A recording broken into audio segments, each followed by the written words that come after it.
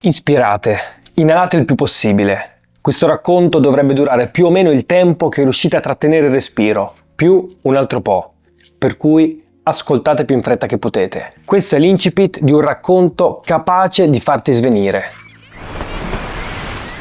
Non so se qualcuno di voi conosce la parola Treppenwitz. È una parola tedesca che esiste anche in altre lingue, che indica una precisa sensazione, quella che si ha quando dopo un dibattito in cui non si è saputo bene cosa rispondere all'altra persona, uscendo dalla porta e scendendo le scale, finalmente si ha l'idea della risposta perfetta che però ormai è troppo tardi e non si può più dire. Questo è il Treppenwitz, appunto questa realizzazione che si ha sempre a posteriori, e questo racconto di cui vi parlerò oggi è proprio basato su questa cosa qui. Il racconto in questione è stato scritto da Chuck Palahniuk, scrittore anche del famosissimo Fight Club, che ha scritto questo libro che si chiama Cavie, dentro la quale dopo pochissime pagine, esattamente a pagina 19, si trova un racconto che in inglese si chiama Guts e che in italiano viene tradotto con budella. È un racconto molto conosciuto dagli esperti del settore perché è un racconto che si porta dietro una gigantesca nomea e un insieme di storie molto particolari. Considerate che Chuck Palahniuk fa molta fatica a pubblicarlo e solo dopo aver cominciato a leggerlo in pubblico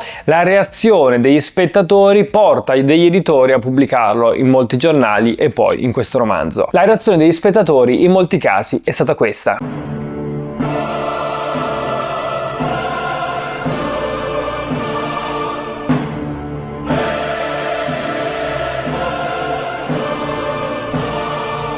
Come vedete c'è qualcuno che sviene, c'è qualcun altro che è quasi portato a vomitare. Tutto questo perché in questo racconto si affrontano dei temi molto al limite, molto particolari, ma in un modo che mi piacerebbe affrontare insieme a voi. Questo qui per molti versi potrebbe essere considerato un racconto horror, ma per poterlo analizzare bisognerebbe prima decidere insieme cosa significhi horror, e anche questo ovviamente non è semplice. Si hanno delle immagini in mente, ma forse quello che vorrei dire io è che horror è tutto ciò che necessita di una metafora per essere raccontato. Cioè, in ogni periodo storico ci sono degli argomenti talmente profondi e radicati e spaventosi da non poter essere discussi in quel momento, a meno che, come è nel caso di Dracula oppure Frankenstein, qualcuno, trovando una metafora, riesca a captare, in qualche modo ad inserire tutto quello che sta succedendo all'interno di un personaggio o di una storia. Infatti, solo successivamente si viene a capire perché Rosemary's Baby oppure Frankenstein sono così spaventosi, o almeno lo erano, e solo dopo averlo capito viene meno quell'inquietudine,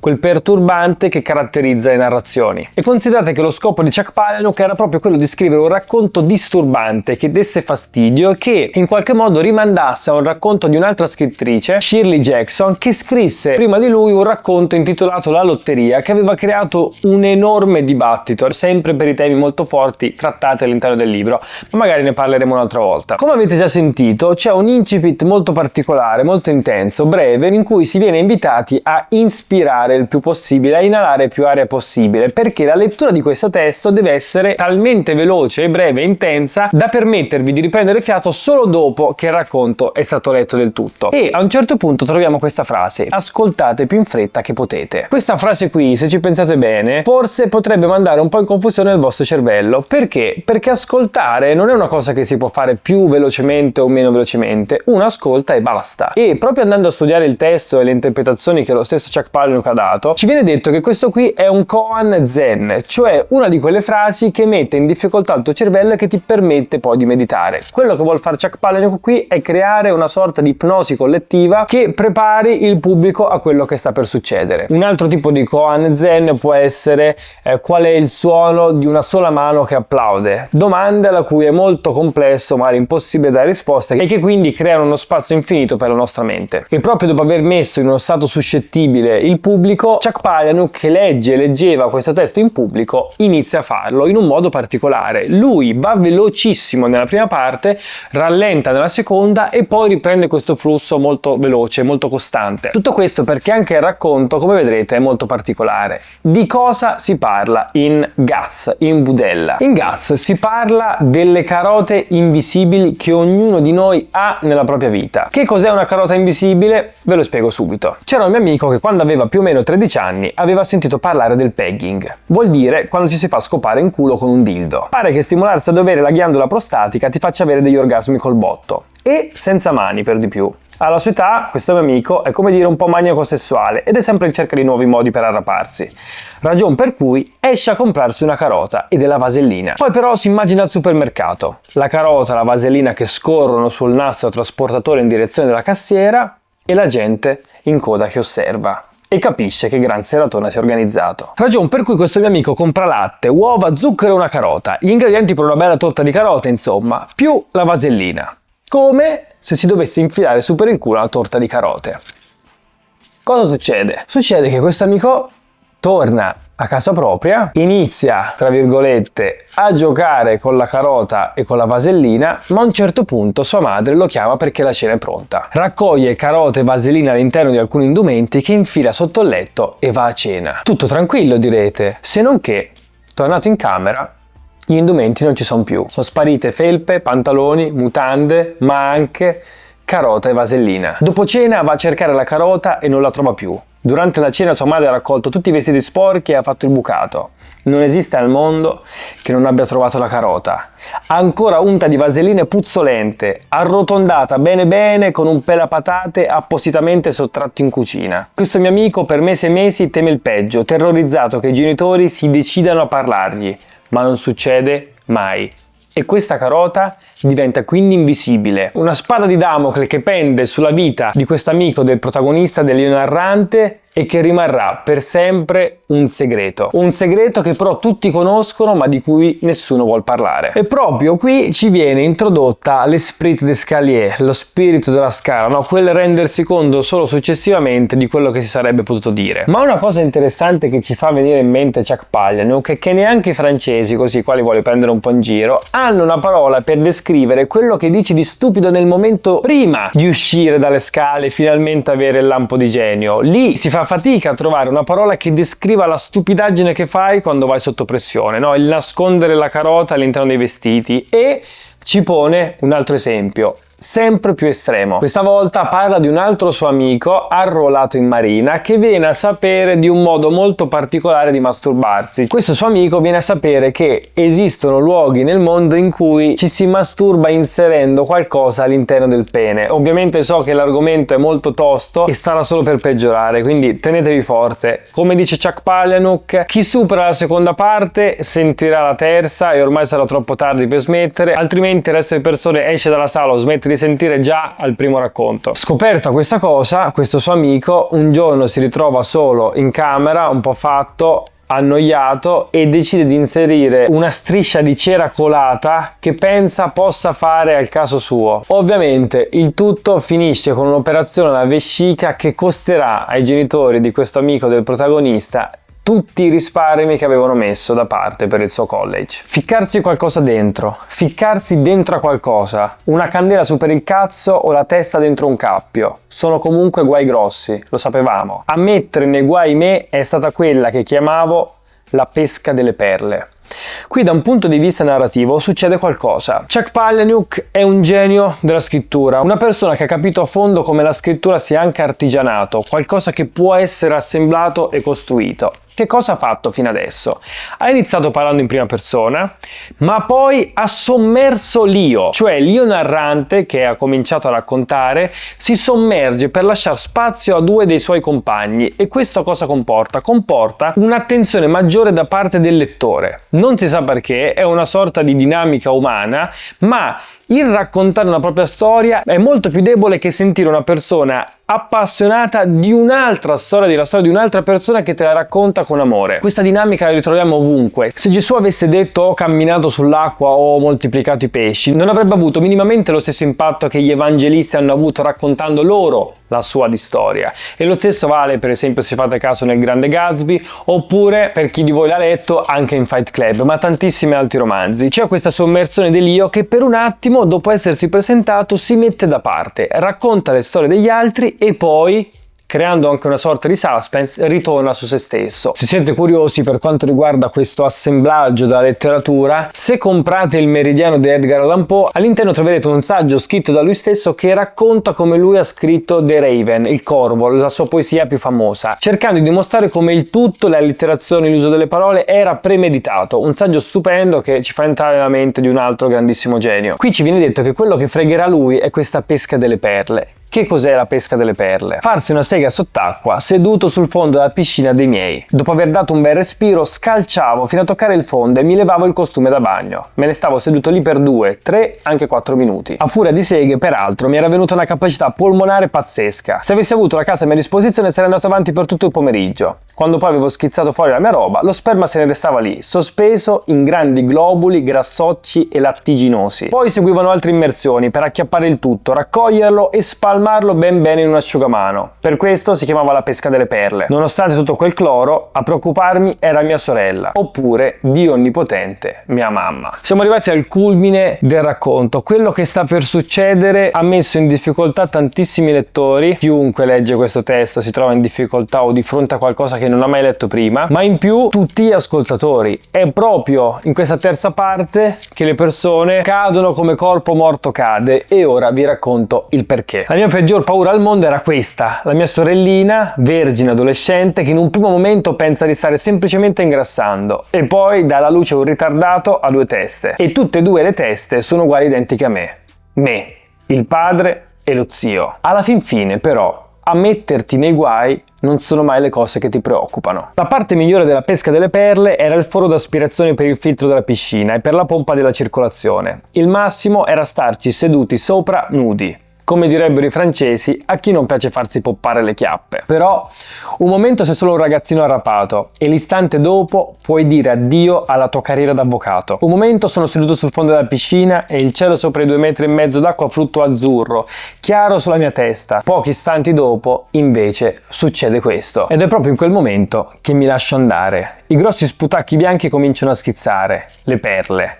Ed è proprio a quel punto che ho bisogno di un po' d'aria. Però quando cerco di darmi la spinta contro il fondo non ce la faccio. Non riesco a puntare i piedi sotto di me. Il culo mi è rimasto attaccato. Continuo a dibattermi, dimeno le braccia. Sono grosso modo a metà della strada ma non riesco assolutamente a salire più su. Il battito cardiaco nella testa mi si fa sempre più forte e veloce. Bagliori scintillanti di luce mi attraversano frenetici gli occhi. Mi giro e guardo sotto di me. E quello che vedo non ha senso. C'è un grosso cordone, una specie di serpente bianco-azzurrognolo solcato da vene, apparentemente sbucato fuori dallo scarico della piscina, che mi trattiene le chiappe. Qui il narratore inizia a pensare che all'interno della piscina ci sia un mostro orribile che lo stesse aspettando. Cosa succede? Inizia a prenderlo a pugni, a prenderlo a calci, in modo tale che finalmente possa uscire a prendere aria. E dentro questo mostro, che sembra una sorta di serpente, a un certo punto il protagonista inizia a riconoscere delle cose, del mais, dei grumi, delle specie di noccioline e soprattutto una pillola arancione che suo padre gli fa prendere per fargli mettere su peso per poi ricevere in futuro la borsa di studio per meriti sportivi. Ed è proprio riconoscere questa cosa che gli salva la vita, perché quello non è un serpente nascosto all'interno della piscina, ma il suo intestino crasso, il suo colon che è stato risucchiato dalla piscina e ora penzola di fronte a sé. Ha avuto quello che i dottori chiamano prolasso e ora vede le sue budella aspirate dalla piscina. Intorno a me fluttua un gran minestrone di sangue, mais, merda, sperma e noccioline. Anche se ho le viscere che mi si stanno srotolando fuori dal culo e cerco disperatamente di tenermi stretto quello che ne resta, anche allora il mio primo desiderio è il trovare il modo di rimettermi il costume.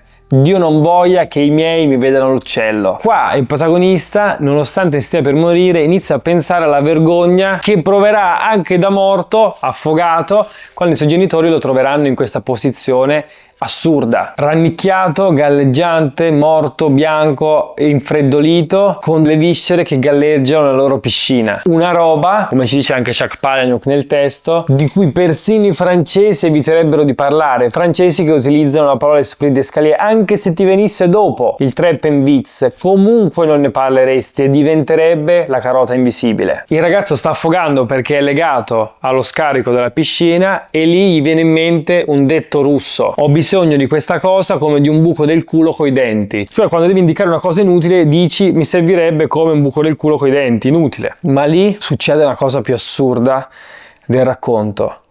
Si avvicina al suo colon e inizia a morderlo pur di liberarsi dalla piscina che lo sta aspirando e ritornare a prendere aria. Cavolo! Anche se siete russi, un giorno o l'altro potrebbe accadervi di desiderarli quei denti. Cominciate a mordere e dilaniare il vostro stesso culo. Sapete, siete a corto d'aria e quindi disposti a masticare per bene qualsiasi cosa vi faccia arrivare al prossimo respiro. Certo, non è il genere di cosa che ti senti di raccontare a una ragazza al primo appuntamento, soprattutto se aspira a un bel bacio della buonanotte. Se vi dicessi che sapore aveva, vi garantisco che neanche morti mangereste più calamari. Non vi voglio raccontare come finisce questo racconto, perché poi magari i più curiosi di analizzare tutti i tipi di letteratura, tutti i limiti, i baratri, gli apici, possono leggerlo con curiosità andando a vedere come finisce, ma quello che voglio farvi è una piccola riflessione su queste due frasi. La prima è un dire non dicendo,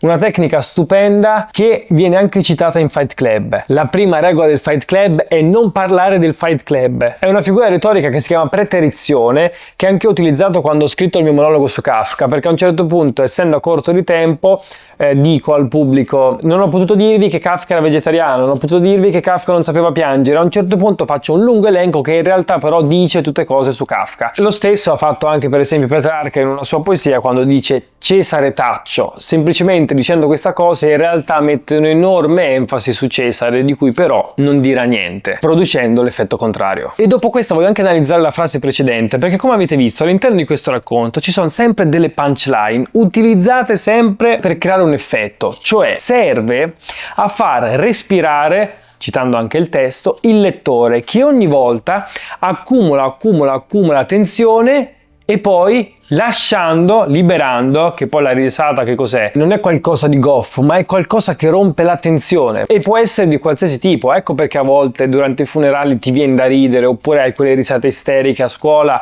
o semplicemente in questo caso. Lui crea della tensione, creando questa sorta di climax che poi rompe con una battuta, ma questa battuta, utilizzata molto intelligentemente, che cosa fa? Permette allo scrittore di fornire ancora più tensione, più dramma e più pesantezza al lettore. Lettore che in qualche modo ritrova le forze e diventa piano piano sempre più forte e più capace di sostenere quello che sta per leggere. E quindi quello che fa Chuck Palahniuk è sedurre i lettori per dimostrare in realtà di quanto sono capaci. Ci tenevo a dirvi che tutte queste tre storie, dalla prima all'ultima, quella più estrema, sono storie vere che Chuck Palahniuk ha sentito di persona. Sono storie che sono accadute veramente a uno dei suoi amici, oppure l'ultima, questa della piscina, lui l'è venuto a sapere quando, andando a una sorta di riunione non per alcolisti anonimi ma per persone dipendenti dal sesso, vedendo un signore anziano molto in forma e incuriosito da questa cosa, perché lui ha questo feticcio, ha detto, di chiedere alle persone come si tengono in forma quando poi invecchiano, gli viene raccontata questa storia. Il tutto è incredibile, non sembra vero, ma voglio chiudere questo video proprio facendo un ragionamento su questo. Se ci pensate bene, queste erano tre carote invisibili che poi sono diventate visibili, e quello che fa Chuck Palahniuk con tutta la sua letteratura è sempre sacrificare la propria vita o ciò che gli accade, sperando che questo possa ispirare altre persone a raccontare la propria e a superare questa paura, questo non detto. Dire per smettere di nascondere. E immaginate che a un certo punto, dopo una delle sue letture in pubblico, una signora si è avvicinata a lui raccontandogli la sua storia, una storia che ha veramente dell'incredibile per la semplicità ma anche per il dolore che ha causato. Questa signora da bambina era stata malissimo, gli faceva male la pancia. Un giorno la madre gli dà questa borsa d'acqua da mettere sulla pancia, che però aveva anche la funzione di poter vibrare, in qualche modo massaggiare. Lei se la pone sulla pancia, si addormenta, ma poi viene svegliata da una sensazione molto molto piacevole. Praticamente questa borsa che aveva posizionato sulla pancia piano piano gli è scivolata tra le gambe. Questa signora racconta allo scrittore che è venuta venuta a conoscenza dei poteri magici di questa borsetta, facendo parte anche di una sorta di gruppo tipo gli scout, ma di sole ragazze chiamate i brownie, invita tutte le sue amiche a casa e gli fa provare questa borsa, e a un certo punto succede che lei diventa la ragazza più popolare tra le sue amiche, perché tutte vogliono andare a casa sua, organizzare lì gli incontri e giocare con questa borsa. Un giorno però la madre di questa bambina torna prima a casa e le trova a giocare con questa borsa nel modo che avete potuto intuire. Manda bruscamente tutte le amiche a casa, stacca la borsa dalla presa e inizia a picchiare questa povera bambina con la borsa e la presa, urlandole parole contro pesantissime, dicendo è questa la ragazza che io sto crescendo, e i vari insulti. E la signora termina il racconto dicendo che da quel giorno non ha mai più avuto un orgasmo, ma che, e qui accade una magia, lei ascoltando questo racconto scritto in prima persona pensa in quel momento che sta parlando con Chuck Palahniuk che lui sia il protagonista della storia, che comunque, che se l'ho cercato online vedete che è molto magro, che in qualche modo potrebbe rispecchiarlo, e lui nota questa cosa ma sta zitto, non dice niente, e la signora dice ma aspetta un attimo, se tu hai avuto il coraggio di raccontare questa storia, perché non posso farlo anch'io? Perché non posso tornare a mia madre e dirle mamma, ti ricordi di quella borsa? Ti ricordi le mie amiche? E in qualche modo finalmente far ricomparire quella carota. Questo racconto, per quanto sia uno dei racconti più estremi che io abbia mai letto che esistano, io credo veramente che sia un pozzo di riflessioni. Si può analizzare qualsiasi cosa, dall'horror alla scrittura, alla creatività, al cosa può essere detto, non detto, censurato, e in generale questo racconto analizza i limiti umani, limiti che in qualche modo Chuck Palahniuk è riuscito a superare. Trovate questo racconto in questo libro Cavie oppure online, e il racconto di nuovo si chiama Guts, Budella. Buona lettura e ricordatevi, una volta finito di leggere il racconto, di ricominciare a respirare.